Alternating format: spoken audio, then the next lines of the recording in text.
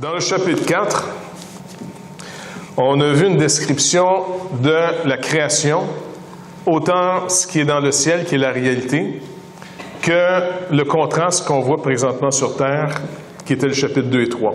OK? Donc, on voit au chapitre 4 comment toutes choses sont faites. C'est un peu sur cette image que le tabernacle terrestre des Juifs a été fait.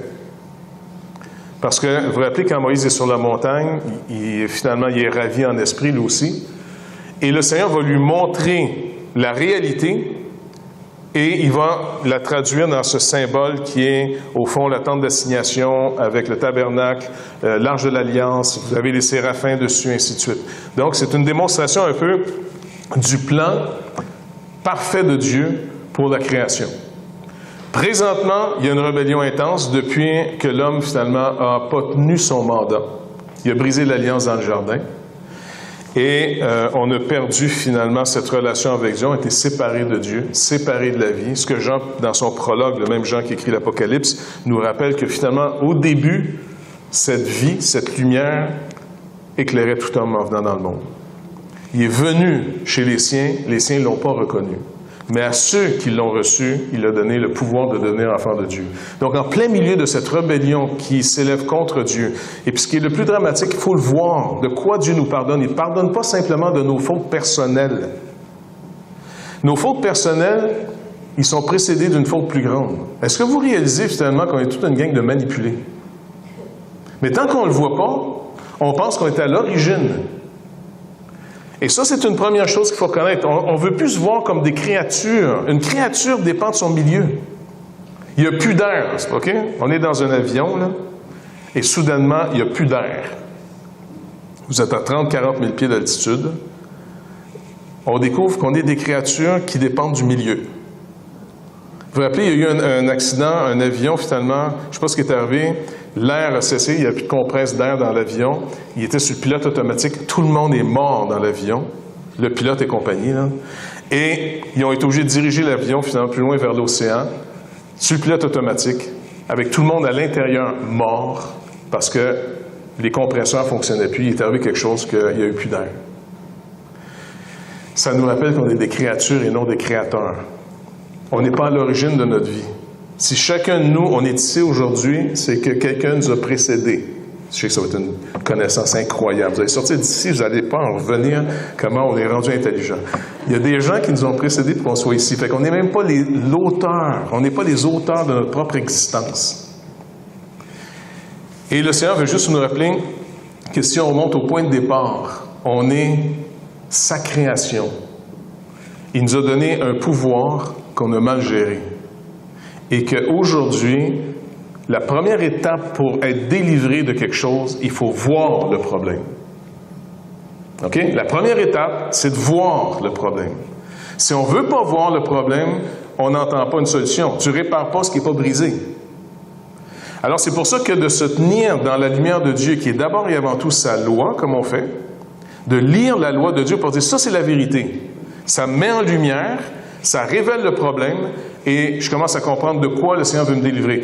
Si le problème n'est pas clairement défini et que vous en définissez, vous, un autre problème, eh bien, vous allez chercher une solution à un autre problème. Par exemple, si on vient au Seigneur pour être en santé, supposons là qu'une raison qui m'a poussé d'aller à l'Église, c'est que j'ai un problème, je suis malade. C'est un gros problème, vous êtes malade. Ou, je ne sais pas, ça va mal dans ma vie personnelle.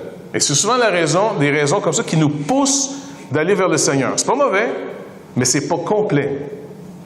Parce que si ça, c'est ma compréhension du problème à régler, supposons que c'est une maladie, et que vous avez une maladie qui risque de vous amener à la mort bientôt. Vous venez dans une église, vous venez entendre l'Évangile, et vous venez vous attendre à ce que Jésus vous donne la guérison. Et si le Seigneur vous dit non, pas de guérison, je vais te donner une meilleure guérison. Une guérison finale. Parce que c'est vrai, ils vont dire, non, en lui, dans ses meurtrissures, nous avons la guérison. Et ça, c'est un verset qu'on sort de son contexte assez souvent. Ils vont dire, non, Jésus guérissait tous les malades, il n'a pas changé, il veut continuer à le faire. Il y avait un de mes amis qui a demandé à une église qui prêchait ce message-là assez régulièrement, que Jésus guérit toujours aujourd'hui. Il a demandé une petite question bien simple. D'après vous, qu'est-ce qu'il a demandé? Pardon? Ouais, d'abord, ouais, mais mieux, il l'a posé de manière plus intelligente, mais c'est pas mauvais, là, tu sais, mais regardez. Il a dit simplement à ce pasteur-là, pourrais-tu me dire la moyenne d'âge de la mort chez vous? Les gens doivent tous mourir à 100, 104 ans, 120 ans, puisqu'ils ont des guérisons sans arrêt. Il ne doit pas y avoir de jeunes qui meurent. Vous dites que vous prêchez et vous marchez avec le vrai Jésus et que les autres, ils ne donnent pas l'Évangile complet parce qu'ils ne parlent pas assez de la guérison physique, ils ne parlent pas assez des délivrances incroyables, ce qui s'appelle en passant l'Évangile de la prospérité. La prospérité, ce n'est pas juste dans tes poches que tu l'as. C'est dans la santé, c'est de devenir un être incroyablement nouveau, ou est-ce que tu es tellement merveilleux que tout le monde t'adore. Donc, ce pasteur-là révélait que la moyenne d'âge et la moyenne comment on dit, l'espérance de vie n'était pas meilleure chez eux qu'ailleurs. Il ne faudrait pas quand même qu'ils blâment les gens qui mouraient de manquer de foi. Parce que lui, il a un ministère de guérison et de puissance. Mais si ça ne marche pas, c'est à cause de l'incrédulité des gens. Ça avec, c'est une autre manière de mettre une pression énorme sur les gens d'une réalité que le Seigneur n'a jamais promis. C'est vrai quand il est venu. C'est vrai, quand lui est venu, il a fait une démonstration de ce qu'il était pour faire en finalité. Mais il n'a jamais promis que ça, c'était l'Évangile, parce que dès que la foule devenait trop nombreuse, il leur disait toujours la même chose. « OK, maintenant, stop. Si vous voulez me suivre, la raison que les gens venaient, c'est qu'ils avaient mangé du pain, c'est qu'ils avaient connu des guérisons, leurs malades étaient guéris, même leurs morts étaient ressuscités. Donc, il avait touché ce que les gens voulaient. Mais lui, finalement, il voulait leur montrer qu'il voulait toucher une plus grande guérison. La guérison dans ses meurtrissures, c'est le pardon de leurs péchés et c'est la vie éternelle par la résurrection. Mais pour avoir part à la résurrection, qu'est-ce qu'il faut comme logique? Vous devez mourir. On ne peut pas ressusciter quelqu'un de vivant. Donc, pour avoir part à la résurrection, il faut d'abord accepter la mort d'une première création. Il va nous soulager, il va nous bénir, il va faire des guérisons. Mais ce n'est pas le but. Le but, c'est de se faire connaître à nous pour qu'on ait annoncé une bonne nouvelle. Fait que le chapitre 4 définit ce que c'est une création qui est entièrement en harmonie avec son Créateur. Tout rend gloire à Dieu. Et ça finit, le chapitre 4 finit en disant, regardez la prière ici, où la louange que les 24 vieillards adressent à celui qui est assis sur le trône, donc Dieu. Il est dit ici, verset 11, « Tu es digne, notre Seigneur et notre Dieu, de recevoir la gloire et l'honneur et la puissance, car tout a été créé, ou tout a été créé par toi, dans le sens toute chose a été créée par toi, et c'est par ta volonté qu'elles existent et qu'elles ont été créées. » Donc, il rend gloire à Dieu, les anciens vont rendre gloire à Dieu ici pour sa création dans son ensemble parfait. Mais le problème, chapitre 5, on va commencer à définir comment on règle un problème. Cette création qui est dans la présence de Dieu parfaite, on a lu au chapitre 2 et 3 que même ceux qui sont rachetés l'Église manifestent qu'on n'est vraiment pas encore rendu là. Et que ceux qui veulent vivre pieusement, ceux qui veulent vivre pour vrai avec le Seigneur, il y a souvent une conséquence qui va suivre. Qu'est-ce qui va arriver à ceux qui veulent vivre pour vrai, pieusement, pour vrai avec le Seigneur? Et ils seront persécutés. Il faut réaliser que plus on va avancer en maturité, plus ça risque de nous causer des problèmes. Fait que si ça ne vous tente pas, il y a encore d'autres églises qui prêchent d'autres genres d'évangiles. Je ne vais pas vous embarquer là-dedans pour votre cauchemar personnel, mais soyez certains d'une chose, si de plus en plus on marche avec le Seigneur, la maturité va se mesurer à une tension que ça va produire dans le monde. Fait que là, vous êtes avertis, OK? C'est toujours le temps d'aller ailleurs, il n'y a pas de problème, d'autres bonnes églises qui vont dire, non, on vous promet, nous autres, le changement, le bonheur et la prospérité. Mais le Seigneur dit, oui, je vous la promets, mais je vais vous la donner dans un monde où il n'y a plus de voleurs, où il n'y a plus de rouille et où il n'y aura pas de mort. Honnêtement, là, si tu veux dire au Seigneur, garde le gros du trésor que tu veux me donner, pour le lieu où il n'y a plus de voleurs. Est-ce que vous réalisez que si vous prospérez, supposons que quelqu'un ici gagne, je ne sais pas moi, un petit montant, 60 millions. Il n'y a pas quelqu'un qui a gagné ces 60 millions dernièrement? 60 millions. Ou imaginez que vous êtes une petite fille de Repentigny, méprisée de tout le monde, qui a de la misère, qui n'est pas belle pantoute, et qui est souvent toute seule dans le gymnase en train de taper sur un ballon, et un jour vous vous retrouvez d'être une des chanteuses les plus populaires de la planète. C'est pas le rêve de plein de monde, ça?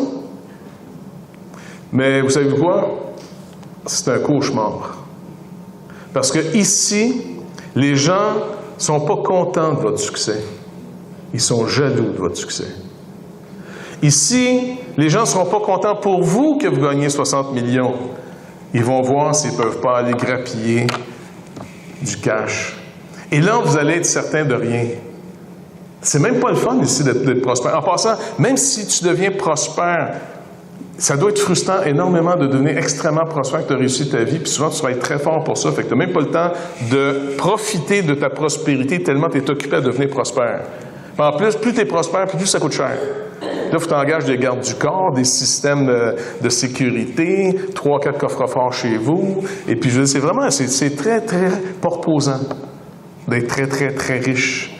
Et imaginez que, à un moment donné, tu as travaillé, tu disais, c'est pas de problème, un jour, m'en profiter.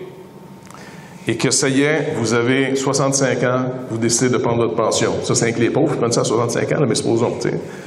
Et il vous reste 3 semaines à vivre parce que vous mourrez d'une crise cardiaque après.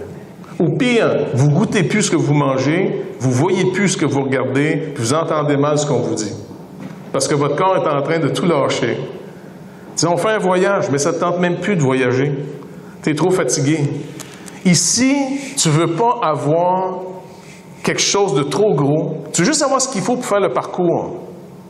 Parce que ici, les voleurs t'attendent. Tout ce que tu as va rouiller.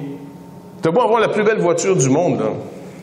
Écoute, surtout avec nos routes, avec le sel et le calcium, tu ne veux pas avoir une belle voiture ici. Mais quand je vois des fois tu vois une Lamborghini, tu ne veux pas te promener à Montréal avec une Lamborghini. C'est des plans que tu pètes ton banc sur lequel tu es assis tellement qu'il y a des trous dans lesquels finalement tu tombes. Il y a des cratères. C'est même plus des nids de poules, c'est des cratères de météorites qu'on a. Ça fait que... Et puis en plus, même si tu as une voiture incroyable, tu ne peux pas aller plus que tant, sinon tu as des tickets. Je veux dire, tu ne peux pas être plus frustrant que d'avoir une voiture qui peut te taper finalement 200 km, mais tu restes à 100 km sur l'autoroute. Puis tu as un petit Vaux à côté qui fait de la boucane qui te dépasse. Ça va? Je veux dire, écoute, c'est pas en place pour que ça marche. C'est une place pour qu'on puisse savoir marcher avec Dieu, parce qu'une vie, c'est drôlement vite passé.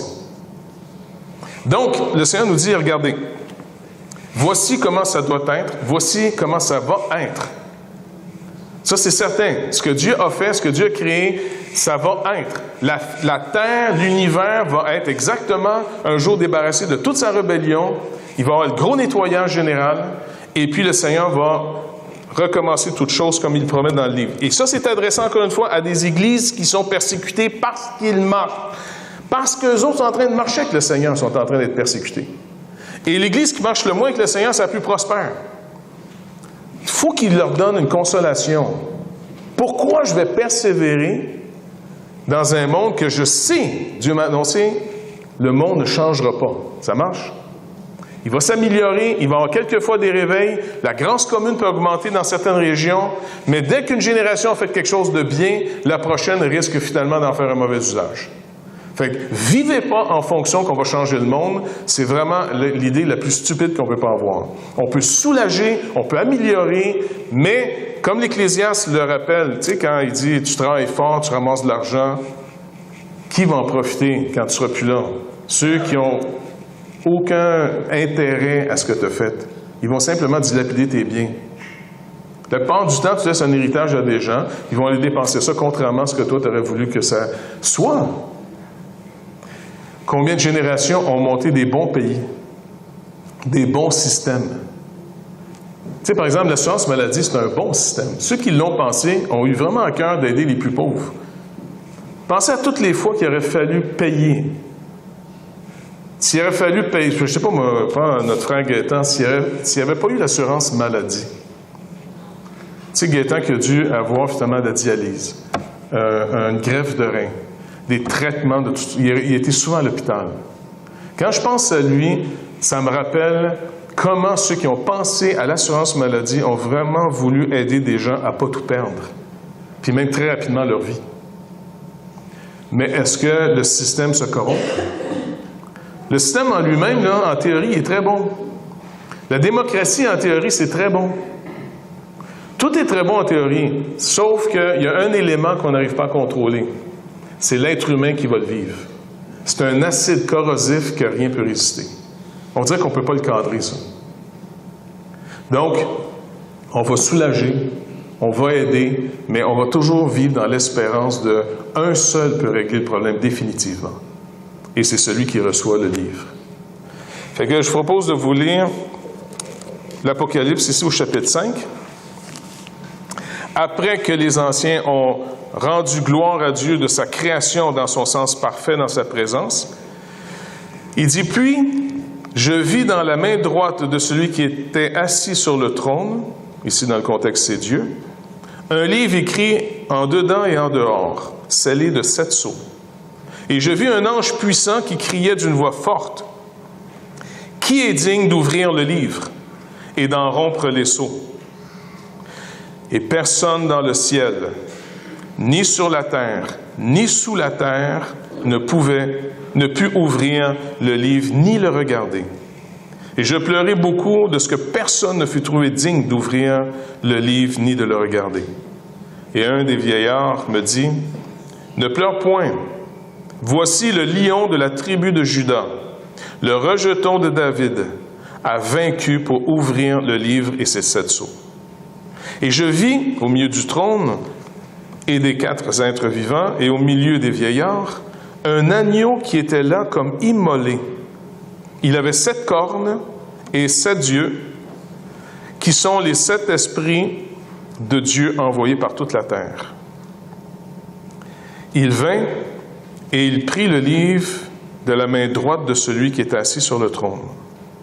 Et quand il eut pris le livre, les 4 êtres vivants et les 24 vieillards se prosternèrent devant l'agneau, tenant chacun une harpe et une coupe d'or remplie de parfums, qui sont les prières des saints. Et ils chantaient un cantique nouveau en disant, « Tu es digne de prendre le livre, d'en ouvrir les sceaux, car tu as été immolé et tu as racheté pour Dieu par ton sang des hommes de toute tribu, de toute langue, de tout peuple et de toute nation. Tu as fait d'eux un royaume et des sacrificateurs pour notre Dieu, et ils régneront sur la terre. Je regardai et j'entendis la voix de beaucoup d'anges autour du trône et des êtres vivants et des vieillards, et leur nombre était des myriades de myriades et des milliers de milliers. Ils disaient d'une voix forte, « L'agneau qui a été immolé est digne de recevoir la puissance, la richesse, la sagesse, la force, l'honneur, la gloire et la louange. » Et toutes les créatures qui sont dans le ciel, sur la terre, sous la terre, sur la mer et tout ce qui s'y trouve, je les entendis qui disaient, « À celui qui est assis sur le trône et à l'agneau, soit louange, l'honneur, la gloire, la force au siècle des siècles. » Et les 4 êtres vivants disaient, « Amen. » Et les vieillards se prosternaient et adorèrent. Donc on voit ici tout le plan qui va se faire. D'abord, dans le chapitre 4, il y avait seulement, dans la description, celui qui est assis sur le trône, Dieu, Dieu le Père. Dans le chapitre 5, pour que le plan puisse aboutir, parce qu'en ce moment, le péché empêche que le règne de Dieu se rende manifeste sur la terre. La création physique, aujourd'hui, n'est pas, selon ce qu'on peut voir, sous le règne de Dieu. Le malheur, les injustices, donc juste à se promener sur la terre. Je veux dire, tous les soirs, on nous rappelle à quel point ça va mal à la grandeur du globe. Il y a des meurtres, il y a des viols, il y a des crimes, il y a du mensonge. Je veux dire, tout ce on est dans un système que c'est bien de valeur à dire. Mais vous savez que juste par association, on est dans un système corrompu. Juste quand on fait notre épicerie ou quand on achète nos choses, On est dans un système qu'on ne peut plus être innocent de ce qui se passe à la grandeur de la planète en disant « Moi, je compte tout le mal qui se fait. » Bien, si tu comptes tout le mal qui se fait, il va falloir que tu te pousses dans le bois quelque part et puis tu te fasses bouillir une coupe de racines puis tu manges des feuilles. Parce que finalement, dès que tu achètes des bananes, tu participes à un système qui fait que plein de gens, aujourd'hui, ne sont même pas capables de les acheter, ces bananes-là. On a juste à se promener un peu. Le Seigneur nous a permis de se promener juste un petit peu. Écoute, tu réalises qu'à la grandeur de la planète, c'est une guerre continuelle un peu partout.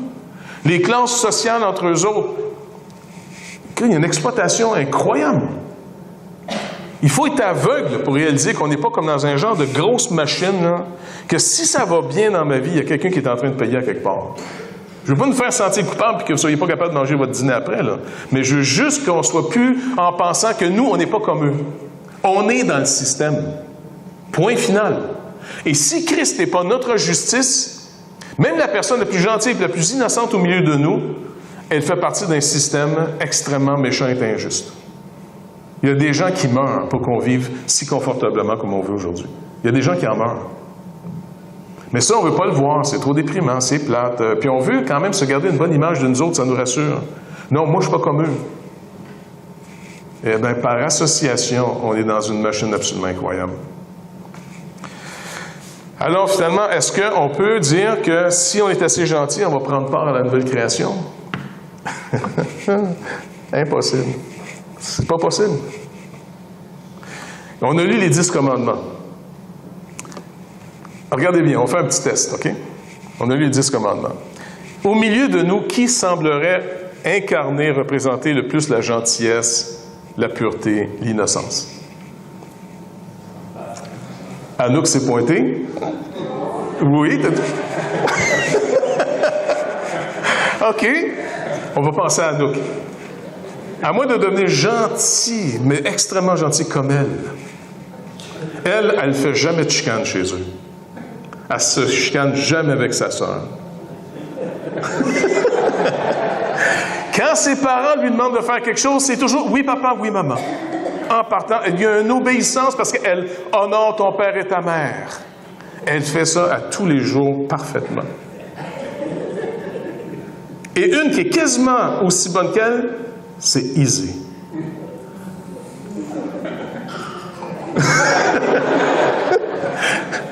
Donc, même si on essaie d'aller vers le plus gentil de toutes nous autres, personne ne passe le test. Personne. C'est impossible, oubliez ça. Donc, c'est pour ça qu'on ne peut pas annoncer un salut par mérite. C'est sûr qu'il est déprimant la première partie du message. Je vais te montrer pourquoi tu as besoin d'être sauvé. Mais si je fuis cette première étape, je ne peux pas y entendre la deuxième. D'abord, je ne serai plus là pour l'entendre la deuxième partie du message qui est « Mais Christ a pris sur nous. » Il sait. Moi, j'aime bien l'expression qu'on a traduit finalement le terme, autant pour dans l'Ancien Testament que dans le Nouveau Testament. On dit « Il s'est chargé. » Il s'est chargé de nos iniquités, de nos fautes. C'est une charge qu'il a pris et qui était tellement lourde que seul un Dieu pouvait la supporter. Quand il s'est fait homme, il a porté une charge qu'aucun d'entre nous ne fait porter. C'est une charge. Si on pense qu'on est aujourd'hui finalement sous des charges, ça n'a rien à voir avec la sienne. Et quand il est mort sur la croix du Calvaire, il est devenu finalement dans la justice de son Père. Parce qu'il y a vraiment eu une transaction, là. Christ est mort pour tous ceux qui vont mettre leur espérance en lui. Il n'est pas mort pour tous les êtres humains de la planète. Fait qu'on va enlever une erreur qui est toujours que Jésus est mort pour tout le monde. Il n'est pas mort pour tout le monde, parce que s'il serait mort pour tout le monde serait sauvé. Supposons que quelqu'un dit « Moi, j'ai payé la dette à tout le monde au Canada. » D'abord, il faudrait être très riche. OK? Supposons que quelqu'un dit « J'ai payé la dette à tout le monde au Canada. » Que tu reconnaisses ou non le principe, que tu sois d'accord ou non, ta dette est néanmoins payée pareil. La banque ne peut plus revenir contre toi. Ta dette est payée. Alors, c'est pas vrai que Christ est mort pour tous. Sinon, tous seraient sauvés. Regardez comment Jean décrit ici ce qu'il entend. Il dit ici au verset 9, ils vont chanter un cantique. On est dans la présence de Dieu, par rapport à l'agneau ici. Il chantait un cantique nouveau en disant « Tu es digne de prendre le livre, d'en ouvrir les sceaux, car, voici la raison, tu as été immolé, et tu as racheté pour Dieu par ton sang des hommes de toute tribu, de toute langue, de tout peuple et de toute nation. Avez-vous remarqué? Tu as racheté pas les hommes, mais des hommes. C'est pas comme s'il avait racheté les êtres humains de toute langue, de toute tribu, alors là, on ferait inclure tout le monde sans exception. Mais puisque c'est traduit, puis on a ici, il est traduit par des hommes, des êtres humains de toute langue, de toute tribu, de partout, sans distinction et non sans exception, alors finalement, c'est vrai qu'il faut aller annoncer le salut, car c'est seulement ceux qui vont croire en lui qui sont ceux pour qui Christ est mort. Ça, c'est notre part à jouer en tant qu'Église. Ça, c'est notre part à nous. Il faut sortir le message pour qu'au moins les gens entendent. Et un peu comme Dieu dit finalement à Ézéchiel. Ézéchiel, c'est un prophète. En passant, si quelqu'un rêve de devenir un prophète un jour, là, lisez comme il faut les prophètes de l'Ancien Testament et même ceux du Nouveau. C'est pas un job que vous voulez. Vraiment, je veux dire, c'est pas quelque chose de tripant pantoute, là, tu sais. Devenez, si vous voulez, pour avoir plus de fun, un tireur de bonne aventure, un devin, un astrologue, peut-être, là, il faut dire des niaiseries, comme vous voulez. Mais en tant que prophète, si vous parlez de la part de Dieu, c'est habituellement pas des messages agréables que tu t'en vas dire au monde. Ézéchiel reçoit finalement la parole de Dieu. Il doit la méditer jour et nuit et comparé à un rouleau, pareil comme pour Jean ici, qui doit manger. Et ce rouleau, quand il le mange, ça goûte comme du miel dans sa bouche.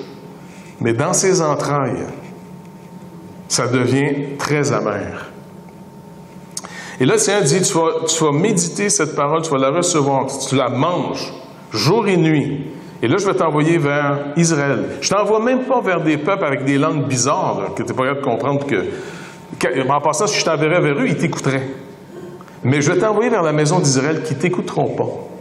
Là, tu dis, ben écoute, Seigneur, pourquoi tu m'envoies? Parce que regarde, qu'il t'écoute ou qu'il ne t'écoute pas, va parler. Et moi, je trouve que c'est une parole qui me concerne énormément, personnellement. Là, parce que tu dis, mais Seigneur, si tu me demandes d'aller annoncer l'Évangile au Québec, on dirait que le monde ne veut rien savoir. Puis ça pourrait, le Seigneur pourrait dire, c'est vrai, je les laisse aller à leur propre folie. Mais tu vas aller leur parler quand même. Qui t'écoute ou qui t'écoute pas. Et tu vas méditer ma parole jour et nuit. Et tu vas aller leur annoncer le message. Pas à nous à décider comment ça va tourner. Nous, en tant qu'intendants de Dieu, en tant que serviteurs de Dieu, on est responsable de juste faire notre travail avec intégrité. Le messager est responsable d'aller donner le message tel quel. Maintenant, à ceux à qui c'est adressé, c'est leur responsabilité. Parce que ne jamais faire cette confusion que parce que Dieu est souverain, les gens ne sont pas responsables. Les gens ne sont pas victimes de ne pas croire. Ça, il faut se le répéter, ça marche? Si les gens étaient simplement des victimes parce qu'ils n'étaient pas élus, ils ne pouvaient pas croire, alors il ne pourrait pas y avoir dans la justice de Dieu un jugement pour ceux qui n'auront pas cru. Tu sais, dans le sens, tu ne peux pas commencer à dire c'est contre la loi de ne pas voir. Mais tu ne peux pas dire ça à des aveugles, mon pauvre toi. Je veux dire, écoute, ils sont aveugles. C'est sûr que c'est contre la loi de ne pas voir. C'est dangereux de ne pas voir, mais tu ne peux pas faire le règlement. Écoute, même nos cours savent qu'il y a certaines situations, on ne peut pas condamner la personne pour, souvent, inaptitude. Madame, maître, prenne dire ça ici. Hein? Il y a des situations que, légalement, en toute justice, tu ne peux pas condamner la personne. Certaines circonstances fait que c'est non. La justice de Dieu, même Abraham, quand il parle avec Dieu, il rappelle, loin de toi de faire périr le juste avec l'injuste. Ils n'auront pas le même sort. Tu sais, puis il est dans sa négociation avec le Seigneur par rapport à Sodome et Gomorrhe. Puis il commence, je pense, avec 50 justes. Si j'en trouve 50, vas-tu détruire la ville? Non, si t'en trouve 50, je ne détruis pas la ville. Puis il continue à marcher avec Dieu, puis il essaie de calculer dans sa tête, il n'en vaut pas 50. Là, il descend le nombre 40. En tout cas, je ne sais pas quoi. Il va-tu à coup de 10 ou de 5, je ne me rappelle plus.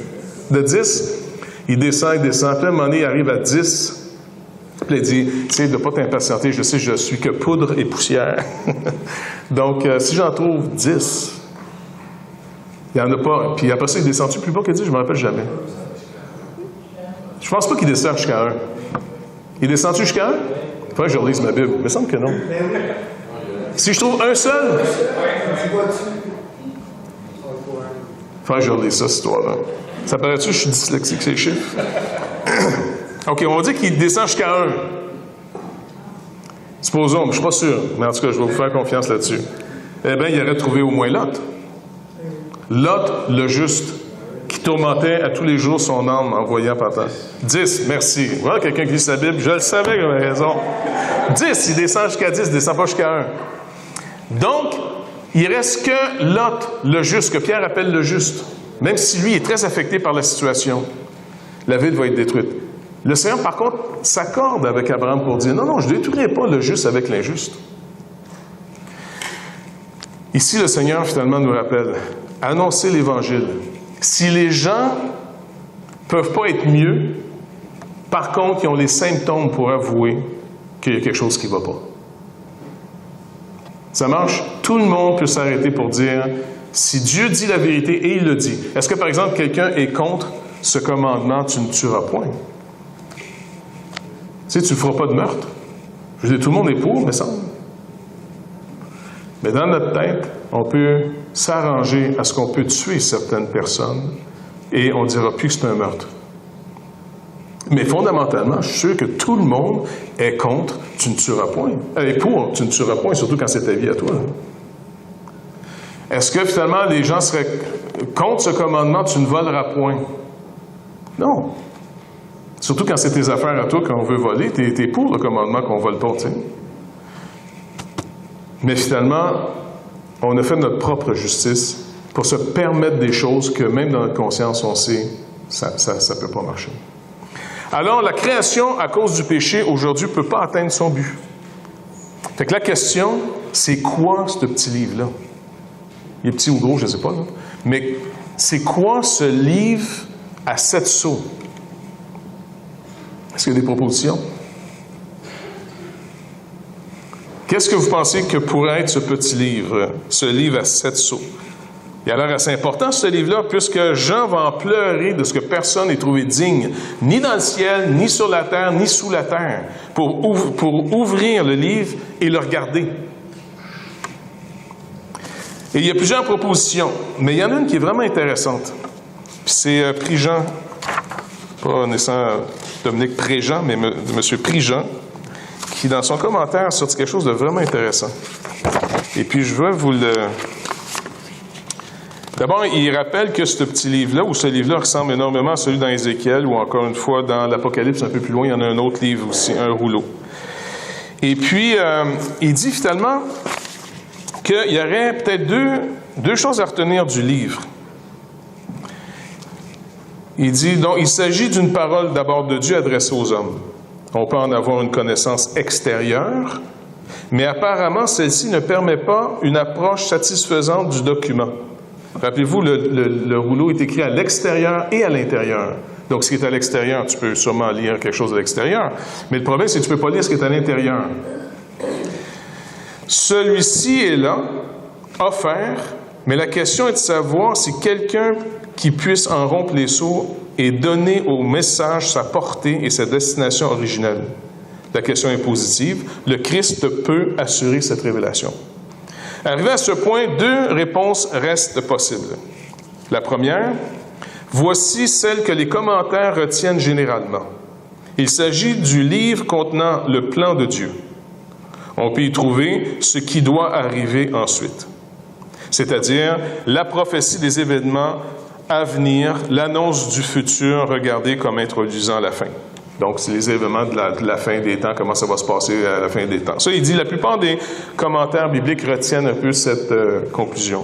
Mais lui, il en propose une autre, qui est encore plus ancienne. Vous allez voir, elle est vraiment intéressante. En tout cas, moi, je l'aime bien.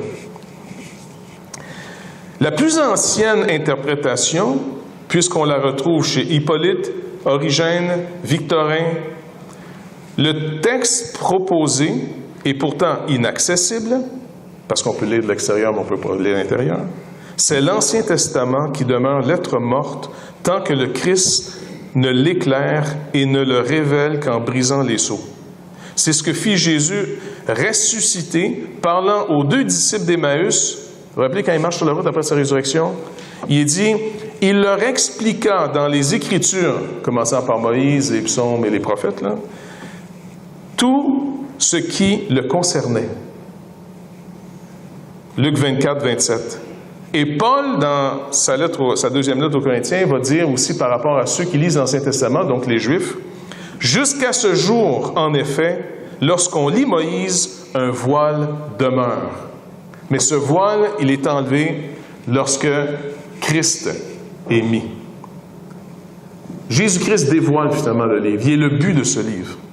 Et en passant en herméneutique, quand vous faites l'étude des textes, surtout ceux de l'Ancien Testament comme ceux du Nouveau Testament, mais ceux de l'Ancien Testament pour avoir une compréhension mieux éclairée. Par exemple, vous pouvez enseigner aux gens, souvent on fait ça dans l'école du dimanche pour les enfants. On leur enseigne, par exemple, que David et Goliath, la fameuse histoire de David et Goliath, vrai? Et David, il a fait confiance à Dieu, il a pris 5 pierres dans le ruisseau. En passant, quand j'étais en Israël, dernièrement, on faisait des émissions, on a trouvé la place. Et puis le guide disait, en passant, c'est ici la fameuse colline. Il y a un côté, c'est où David était, Saül puis la gang. Puis l'autre côté, où les Philistins. Et il y a comme de fait un petit ruisseau avec des roches rondes. J'en ai pogné une, comme souvenir. J'ai vu que j'aime ça, des roches. Ramasser celle-là. Bref, là, tu réalises le lieu où c'était. Et là, on raconte l'histoire. David, finalement, il a confiance en Dieu. Qu'est-ce qu'il fait? Il s'en va, finalement, vaincre Goliath, pas vrai? Il pogne une roche, il tire ça dans le front. Puis après ça, il coupe la tête avec l'épée en plus de Goliath. Il n'y a même pas d'épée. Il va prendre celle de Goliath. Tout est fourni. Et là, on dit souvent à nos enfants, « Sois comme David. Aie pas peur de ton Goliath. » Mais ça, c'est une manière très anthropocentrique d'enseigner la parole de Dieu. C'est dire à la personne, « T'es David. » C'est pas toujours une bonne nouvelle d'entendre que t'es David. Surtout quand il faut te battre contre Goliath. Mais si on suit la méthode que Jésus dit, non, ces choses-là ont été écrites à mon sujet.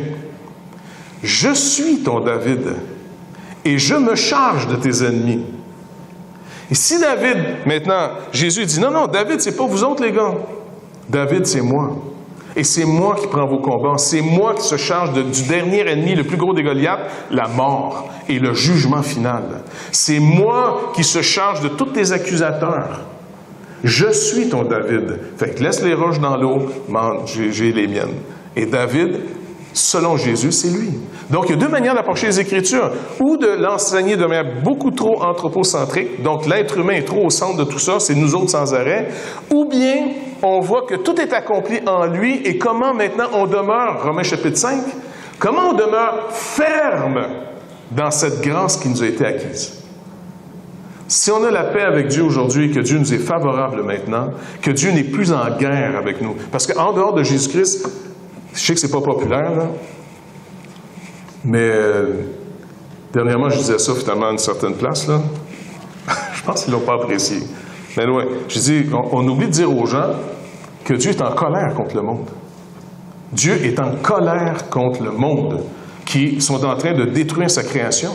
Je veux dire, on détruit la création de Dieu à une vitesse absolument fulgurante. Et celui qui est derrière tout ça, l'idole, le démon le plus puissant qui est en train de détruire toute la création de Dieu en ce moment, il s'appelle Mammon. Il s'appelle cash, argent, l'économie. Et la plupart d'entre nous, quand on cherche pour qui on va voter pour ceux qui nous font les plus belles promesses pour des jobs. On s'en fout si ça détruit la planète, si ça corrompt à grandeur le système. On va avoir plus d'argent. On veut qu'on nous laisse tranquille, paix et affluence. Francis Schaeffer disait, ces deux choses-là, d'avoir ma paix personnelle puis mon affluence personnelle, sont la cause qui permet, au fond, la destruction du monde. Et l'Église en est malheureusement prise. Est-ce qu'on est prêt à marcher avec le Seigneur, même si ça risque de nous faire perdre nos jobs?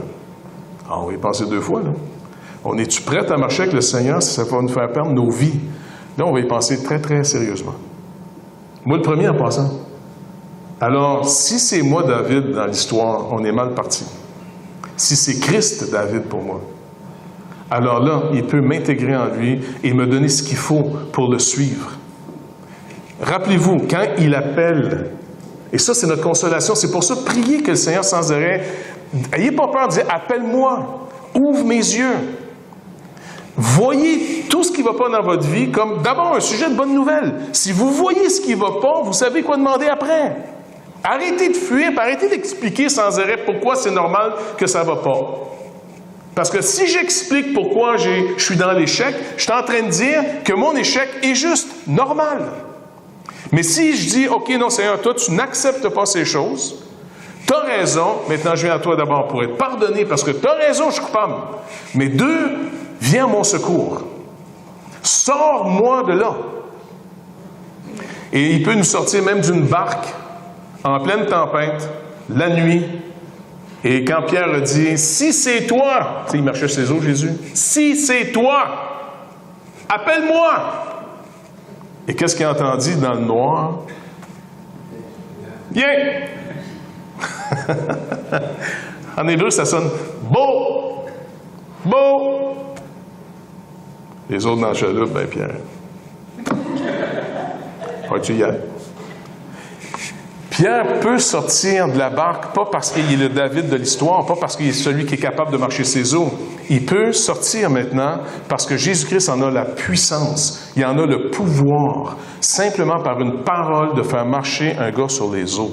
Tu sais, on parle toujours de Pierre qui a coulé après, mais il a quand même marché pendant un bout de ses eaux jusqu'à ce qu'il se détourne de la parole et qu'il là, il embarque dans la logique en disant « Hey, non, c'est pas normal, le vent, la mer, l'eau, ça se peut pas. » Et là, il est rentré dans l'eau. Et même là, il s'est mis à crier « Sauve-moi », puis le Seigneur l'a pogné en chemin, clac, par la main. Et puis il l'a traîné tranquillement. Il est dans l'eau, il marche, tu sais. Que le Seigneur nous montre qui il est, lui, pour nous. Sinon, combien de fois on entend dans les églises qui nous sommes pour lui? On va montrer au Seigneur comment on l'aime. Là, il faut arrêter de dire des niaiseries, là. Je veux dire, on l'aime de reconnaissance. On ne l'aime pas parce qu'on cause cette relation. Et plus on va découvrir à quel point il est bon pour nous, plus on va avoir un culte de reconnaissance. On n'est pas à l'origine d'aimer Dieu, il est à l'origine de ce qu'on l'aime. Pour ceux qui vont le connaître. Les autres, ils vont rester dans la rébellion démoniaque de ce monde contre Dieu. Et n'importe quelle raison qui va être soulevée contre Dieu, ils vont être contents de l'entendre pour ne pas encore aller à Jésus-Christ. Mais celui qui a été touché par le Seigneur, il se réjouit de ce qu'il a été digne. Et comment il est trouvé digne? Je vais finir avec ça. Bien, il est digne parce qu'il est décrit, d'abord, il faut que ce soit le Messie, qui vient de la tribu de Juda, le lion de la tribu de Juda. Un lion, c'est fort. Tu sais, un lion, si tu en rencontres un, là, tu sais, un vrai dans la vie, là, je sais pas, Samson devait vraiment être fort pour être capable d'avoir tué un lion. Samson a tué un lion. Il dit qu'il l'a déchiré. Je ne sais pas comment il a fait. Il a peut-être pogné ça par le museau puis il l'a tiré par l'arrière. Je ne sais pas comment il a fait. Mais il a eu une force pas normale. Même David, avec ses armes, a pu tuer le lion et l'ours quand ils ont voulu s'attaquer à son petit troupeau. Si jamais ça vaut peut-être l'investissement d'aller faire un tour finalement au jardin zoologique de Granby, il y en a, on a des lions. Et puis quand vous regardez la taille d'une patte de lion, si tu manges une tape sur le museau, ça doit faire pas mal mal. Si tu as encore une tête après même. Il est présenté comme le lion de Juda. Tu vas voir, ça, c'est le Seigneur. Mais ce n'est pas en tant que lion qu'il a vaincu. Ce lion est aussi représenté comme un agneau. Le petit d'une brebis. Un agneau. Entre le lion qui s'en vient et la petite brebis qui s'en vient, tu sais, puis ça a l'air un petit peu insignifiant, une petite brebis. Tu sais, c'est comme, hey, c'est d'une naïveté à faire peur. Ils s'en viennent. Tu comprends? Et tu dis, voici ton libérateur. Ouh! Pas sûr. Et en plus, immolé. Tu sais, dans le sens carrément la gorge ouverte. C'est un agneau qui va comme immolé, mais debout. Et cet agneau, en plus, a 7 yeux, 7 cornes. C'est un drôle d'agneau. 7 yeux, 7 cornes.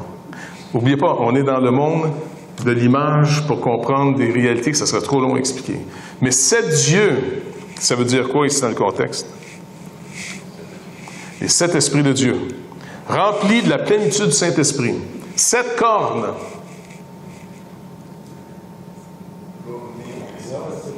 L'omnipuissance. La corne, c'est la délivrance, c'est la force. Les cornes du bœuf. Là, il y a 7 cornes, c'est l'omnipotence, 7 yeux, la présence du Saint-Esprit totale qui lui accorde l'omniprésence et l'omniscience de toutes choses.